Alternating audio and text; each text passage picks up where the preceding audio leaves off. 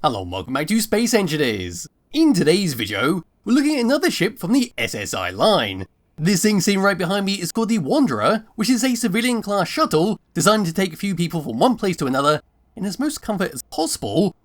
And well, hopefully you don't get shot down by drones on the way because it features no weapons whatsoever. But it does have all the basic stuff you need to survive, such as a survival kit, but it does not feature assemblies, does not feature refineries, it's just for transportation. Get you around, it uses hydrogen thrusters, so you're good for both space and on planets, and it's powered by batteries, which could be a little bit of a problem because it does have a jump drive on there, so if you were to use the jump drive and need to recharge it, you could be in a bit of a pickle power-wise. But anyway, pressing F10 and find this in spawn menu, the Wanderer is 242 large blocks, using the Warfare 1 and 2, Decorative Block number 1 and number 2, Heavy Industry, and the Automatons DLC pack. We also have a nice lot of information about it, including the warning about the jump drives. And all the way down to here, we've got its block count, its PCU. So simply give this a thumbs up, move around towards the very front, have a quick look around the outside, have a quick tour in the interior, then I suppose we can just crash it into the mountainside, because we haven't done that for quite some time. So, at the very front, this is what we get. So we've got a bunch of glass window blocks where behind it, you can just about make out a control seat to fly this thing around. We have a lone armoured panel with some hazard skin on top of it, as well as an interior pillar with a blinking orange light for a bit of decoration.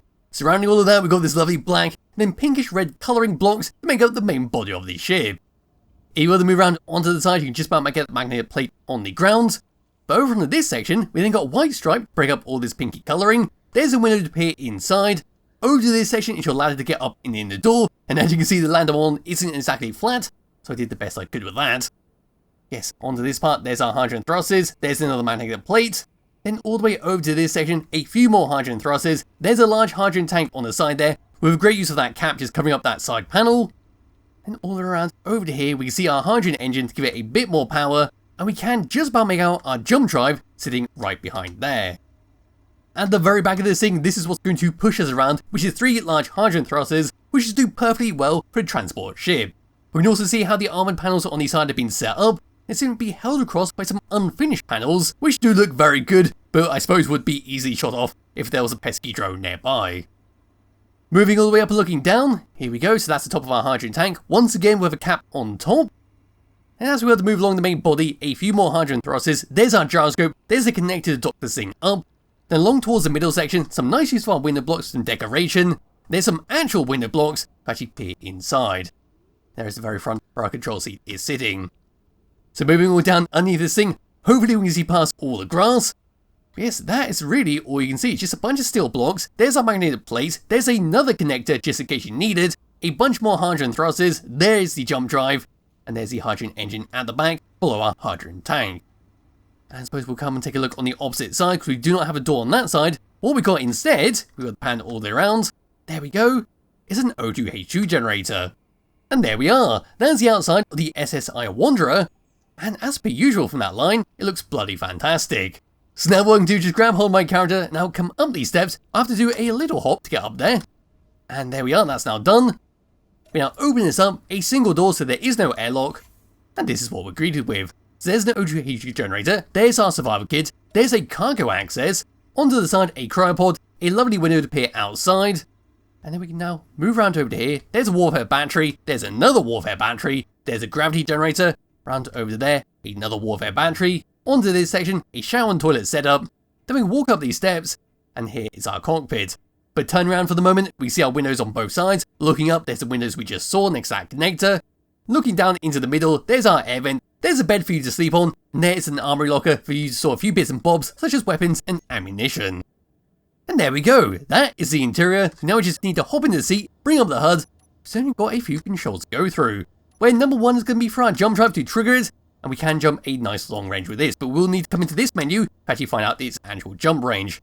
So there we go, we could jump 2,000 kilometers, which is ample for a transport ship.